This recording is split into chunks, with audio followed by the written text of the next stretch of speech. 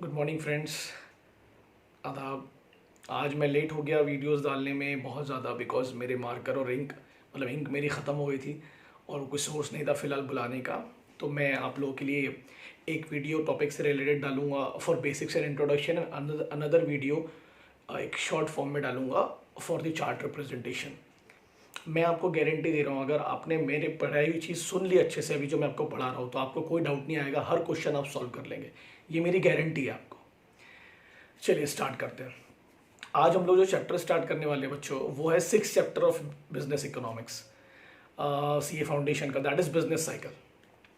ठीक है।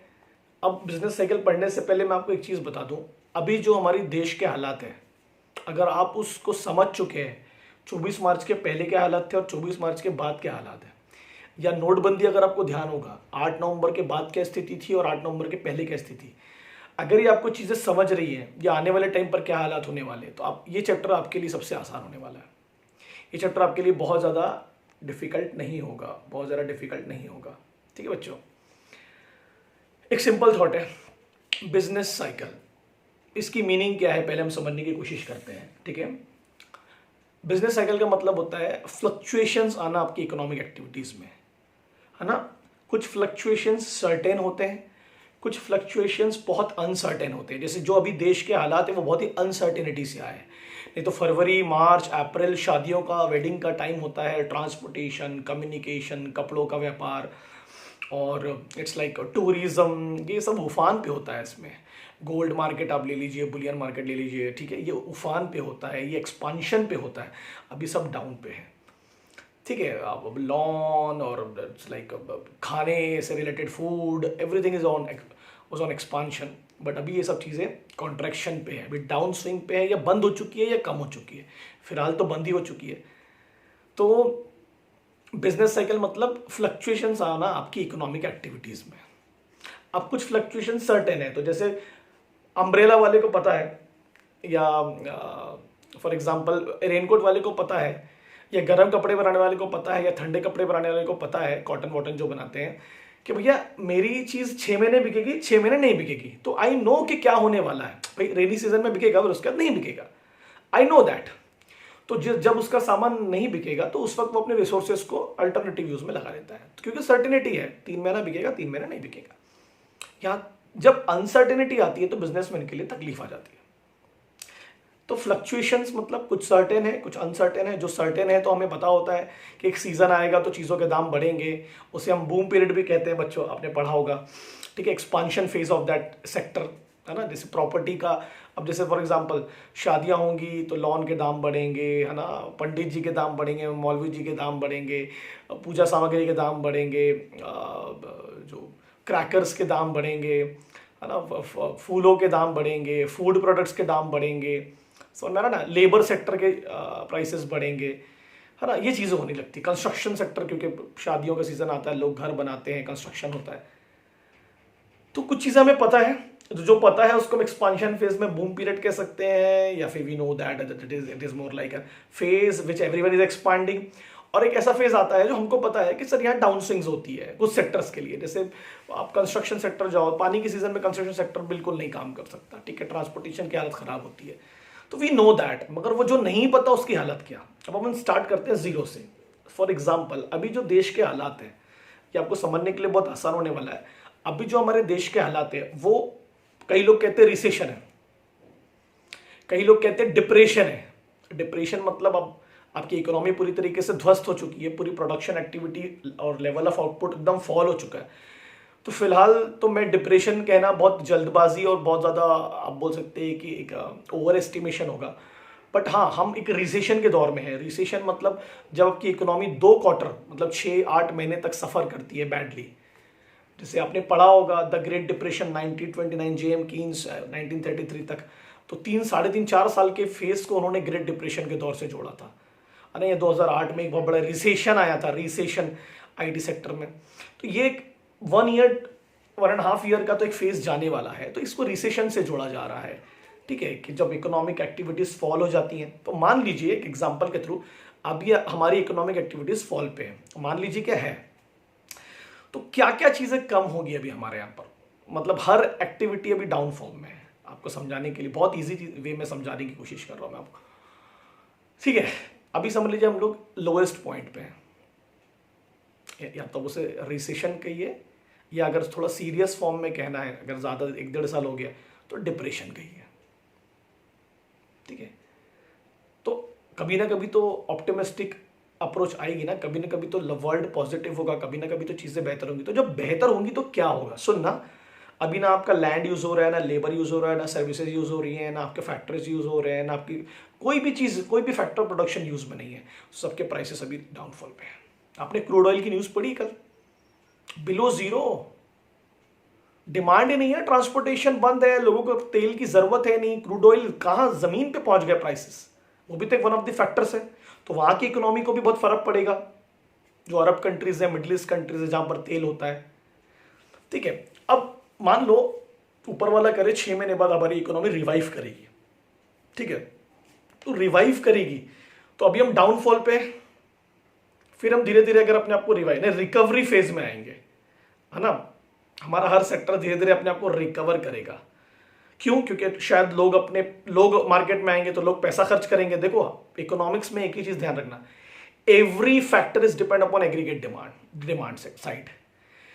लोग डिमांड करेंगे तो हर चीज के प्राइसेस और उनकी वैल्यू और उनकी जो वर्थ है वो बढ़ेगी, नहीं तो कुछ नहीं होने वाला। 6 महीने बाद अगर लोग मार्केट में आते हैं, कोई भी मार्केट, चाहे कंज्यूमर गुड्स का मार्केट हो, टीवी, फ्रिज, वॉशिंग मशीन, कपड़ा मार्केट, या कैपिटल गुड्स का मार्केट हो, मशीन्स हो, टेक्नोलॉजी हो, ठीक है, अगर लोग आते हैं 6 महीने बाद मार्केट में, तो आप अज्यूम कर लीजिए कि अगर वो 6 महीने बाद मार्केट में आएंगे तो पैसा खर्च करेंगे। तो वो जो फेज है, अभी हम डिप्रेशन में थे, या लोएस्ट पॉइंट जिसको हम ट्रफ भी कहते हैं, ट्रफ, डिप्रेशन के बाद, है ना, डिप्रेशन के इक्वल आप कह सकते हैं, trough, lowest point of economic system. फिर रिकवरी फेज में आएंगे, डिमांड होगी, फिर जैसे जैसे लोग मार्केट में आएंगे तो हमारी इकोनॉमी रिवाइव करेगी। अब रिवाइव करेगी मतलब प्रोडक्शन बढ़ेगा, एम्प्लॉयमेंट बढ़ेगा, स्पेंडिंग बढ़ेगी, है ना, प्राइसेस बढ़ेंगे, स्टैंडर्ड ऑफ लिविंग इंप्रूव होगा। तो जो रिकवरी के बाद जब इकोनॉमी अपनी स्पीड बढ़ाएगी तो उसको हम बोलते हैं एक्सपांशन फेज। क्या बोलते हैं? Expansion phase. बराबर है कि नहीं? बराबर है? समझ में आ रहा है कि नहीं आप लोगों को मैं क्या बोलने की कोशिश कर रहा हूं, है ना? यानी रिकवर कर रही है आपकी इकोनॉमी, एक्सपांड भी हो रही है, अपस्विंग जा रही है, ऊपर जा रही है। जितने नेशनल वेरिएबल्स है, जितने मैक्रो इकोनॉमिक फैक्टर्स हैं, अगर वो ऊपर की तरफ जाने लगे मतलब इकोनॉमी एक्सपांड हो रही है। और अगर ये लॉन्ग टर्म के लिए हो रहा है तो एक्सपांशन फेज होगा, क्योंकि फिर हर फैक्टर एक्सपांड होगा ना, हर सेक्टर एक्सपांड होगा। और अगर शॉर्ट टर्म के लिए हो रहा है तो उसको बूम पीरियड भी कह सकते हैं। मैंने पढ़ाया था आप लोगों को, जिससे भी प्याज वाला एग्जांपल मैंने लास्ट टाइम दिया था। बूम पीरियड, एकदम से मार्केट बूम हो गया, 1 महीना, 2 महीना, 3 महीना, बूम पीरियड। ठीक है, समझ में आया मैं आपको क्या बोलने की कोशिश कर रहा हूं? लॉजिक समझ रहा है बच्चों? तो अब एक्सपांड हो रही है इकोनॉमी, तो इकोनॉमी एक्सपांड होगी तो फिर क्या क्या एक्सपांड होगा सर? फिर तो नेशनल प्रोडक्शन बढ़ेगा, एम्प्लॉयमेंट बढ़ेगा, आउटपुट बढ़ेगा, इन्वेस्टमेंट बढ़ेंगे, इनकम आएगी तो कंजम्पशन बढ़ेगा, दोनों कंजम्पशन बढ़ेंगे, कैपिटल गुड्स का भी, कंज्यूमर गुड्स का भी, यानी factors of production, land, labour, capital. Interest rate बढ़ेंगे, बैंक का क्रेडिट बढ़ेगा, लोग लोन लेंगे, लोग पैसा कमाएंगे तो बैंकों में रखेंगे तो सेविंग इंटरेस्ट रेट बढ़ेगा, ठीक है, बैंक क्रेडिट एक्सपांड होगा, शेयर के प्राइसेस बढ़ेंगे, कंपनियों के प्रॉफिट्स बढ़ेंगे, सेल्स बढ़ेगी, एवरीथिंग विल एक्सपांड। क्योंकि हमने रिकवर किया, बिकॉज डिमांड हुई मार्केट में, अब हर चीजों के प्राइसेस, उनकी वैल्यू। तो रिकवरी के बाद क्या बोला मैंने? एक्सपांशन प्लस, या ऑब्लिक आप कह सकते हो उसको, अपस्विंग। और अगर वो शॉर्ट टर्म के लिए हो रहा है तो बूम पीरियड। कई सेक्टर शॉर्ट टर्म के लिए बूम होते हैं। जैसे अभी आपने गौर किया होगा कि जो ऑनलाइन सेक्टर है फिलहाल एट प्रेजेंट हमारे यहाँ, नेटफ्लिक्स, अमेजॉन, या जितनी भी डिजिटलाइजेशन है, वो भी आप बोल सकते हैं बूम पीरियड में। क्योंकि अपस्विंग में तब कहूंगा एक्सपांशन जब वो लॉन्ग टर्म के लिए अपने आप को एक्सपांड कर जाएंगे। फिलहाल तो वो बूम पीरियड पे, अभी उनकी डिमांड हद से ज्यादा है। ठीक है, बराबर है? आपको समझा? अब रिसोर्सेज का यूज होना स्टार्ट होगा, क्योंकि हर किसी को प्रोडक्शन करना है, हर किसी को पैसे कमाना है, क्योंकि मार्केट में डिमांड आ चुकी है। 6 महीने बाद हो सकता है इंडिया में ऐसा हो जाए, उम्मीद कर रहे हैं हम लोग, दुनिया में ऐसा हो जाए।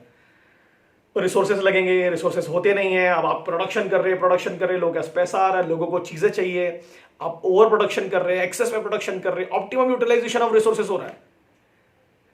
जब ये चीज बहुत लंबे समय तक एग्जॉस्टेबल वे में चली जाती है, यानी पीक पीरियड बोलते हैं उसको, highest point of level of income and employment and production, peak period, जब आपके पास में कोई रिसोर्सेस नहीं बचे, पूरा ऑप्टिमम यूटिलाइजेशन हो चुका, एग्जॉस्ट कर दिया आपने, खत्म कर दिया रिसोर्सेज को। एग्रीगेट डिमांड अपने हाईएस्ट पॉइंट पे, इससे ज्यादा डिमांड नहीं हो सकती अब लोग पैसा बचाएंगे, अब खर्च नहीं करेंगे, बराबर है। अब लोग डेफिनेटली अपनी हर इन्वेस्टमेंट को, कंजम्पशन को, हर चीज को कम करेंगे। अब आपने जो प्रोडक्शन करके रख लिया पीक पॉइंट पर, तो अब ये फेज क्या होगा, जब आपकी इकोनॉमी रिकवर कर रही थी तो आपने उसको क्या कहा, जल्दी बोलो, कि सर डिमांड बढ़ रही है और सप्लाई उसको कैच कर रहा है, यानी aggregate demand is more than aggregate supply, तो चीजों के दाम बढ़ रहे हैं क्योंकि एक्सपांड हो रही है इकोनॉमी। अब पीक पे आके आपने भर भर के प्रोडक्शन कर लिया, डिमांड है नहीं क्योंकि लोगों का जितना पैसा था खर्च कर चुके हैं, सब चीजें शौक पानी पूरे हो चुके हैं, इन्वेस्टमेंट हो चुका है, अब डिमांड कम होगी बट सप्लाई तो है, आपने तो बना के रखा है सामान को, तो अब क्या होगा, aggregate supply is more than aggregate demand. और क्या पढ़ाया मैंने आपको, जब एग्रीगेट सप्लाई एग्रीगेट डिमांड के मुकाबले ज्यादा रहता है तो प्राइसेस क्या होंगे, फॉल। यहां पर प्राइसेस क्या हो रहे थे, बढ़ रहे थे, increase in the level of price and level of output and employment and everything, जिसको आप इन्फ्लेशन भी कह सकते हैं एक हद तक, प्रॉस्पेरिटी फेज भी कह सकते हैं। और जब पीक के बाद डिमांड कम होने लगी तो मगर आपने प्रोडक्शन तो था, तो prices, level of prices will down, level of production will down, level of employment will down, every variable है ना, धीरे धीरे बिजनेस के प्राइसेस गिरेंगे, फैक्टर के प्राइसेस गिरेंगे, labour market, profit, sales, stock prices, लोगों के इन्वेस्टमेंट, लोगों की सेविंग्स कम होगी, कंजम्पशन कम होगा। फिर धीरे धीरे बिजनेसमैन को भी लगेगा, क्योंकि बिजनेसमैन अति ऑप्टिमिस्टिक हो गए थे, भर भर के प्रोडक्शन कर लिया था, अब वो धीरे धीरे उनको लगेगा नहीं नहीं देयर इज नो डिमांड, लोग खर्च नहीं कर रहे, तो फिर प्रोडक्शन भी क्या होंगे, धीरे धीरे कम होंगे। तो ये जो फेज है, अब ये क्या हो रहा है, कॉन्ट्रैक्शन, डाउन स्विंग, इकोनॉमी धीरे धीरे नीचे हो रही है।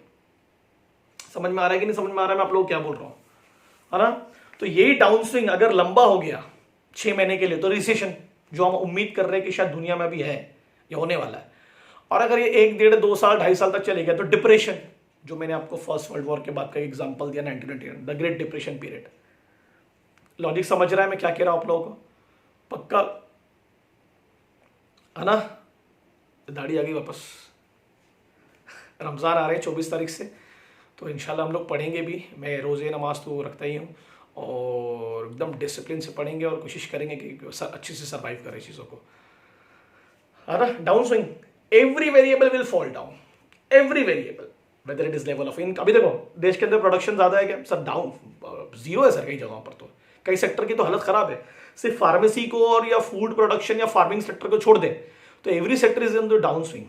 या तो कुछ सेक्टर या तो कुछ बिजनेस प्रोडक्शन बंद हो चुके हैं, कुछ फैक्ट्रीज बंद हो चुकी हैं, है ना। कपड़ा मार्केट नहीं चल रहा, कंस्ट्रक्शन मार्केट ठप है, रियल एस्टेट की हालत बद से बदतर है, तो लेबर सेक्टर की डिमांड नहीं है, फैक्टर्स की डिमांड जीरो हो चुकी है, बिजनेसमैन पेसिमिस्टिक हो जाते हैं, नेगेटिव हो जाते हैं, शायद ये अब कभी ठीक नहीं होगा, तो इन्वेस्टमेंट कम होते हैं, बिजनेस शट डाउन होते हैं, लिक्विडेशन होता है, बिजनेस को बेचा जाता है, जो हो रहा है आप देख रहे होंगे, बहुत सारी कंपनियां अपने आप को किसी और कंपनी से एक्वायर करवा रही हैं या अपने आप को लिक्विड कर रही हैं कि भैया बेचो और पैसा रिकवर करो।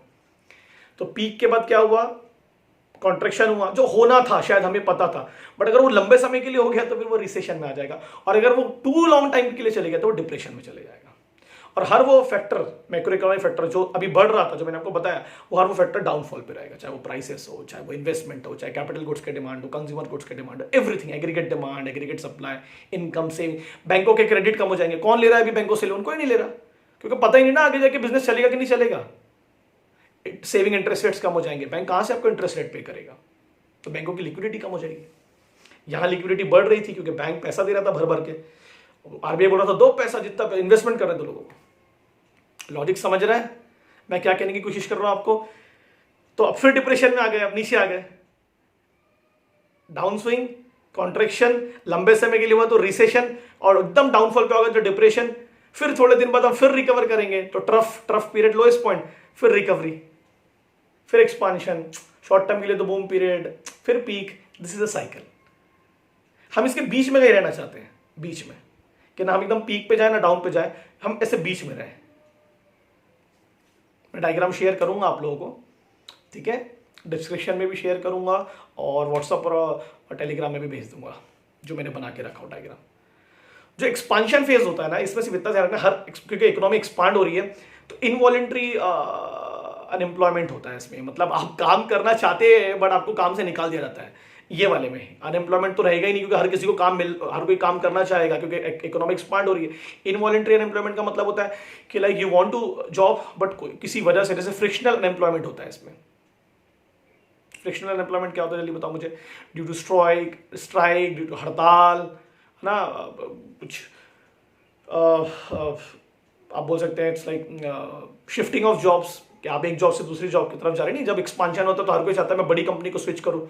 तो वो जो फेज है जब आपने जॉब छोड़ा दूसरी कंपनी के तरफ आप जब जॉब के लिए जा रहे हैं, तो वो फेज में तो अनएम्प्लॉयड तो रहे ना आप स्विच करते टाइम, ठीक है। या आप बोल सकते हैं स्ट्रक्चरल अनएम्प्लॉयमेंट होता है इस वक्त इकोनॉमी जब एक्सपांड हो, क्योंकि हर कोई फिर मॉडर्नाइजेशन की तरफ जाता है, टेक्नोलॉजिकल अपग्रेडेशन होता है, तो स्ट्रक्चर चेंज होता है। तो जो लोग मॉडर्नाइज नहीं है, आउटडेटेड है, वो तो अनएम्प्लॉयड रहेंगे। अभी आप डिजिटलाइजेशन को देख लो, जो डिजिटलाइजेशन को नहीं अपनाएगा वो अनएम्प्लॉयड है।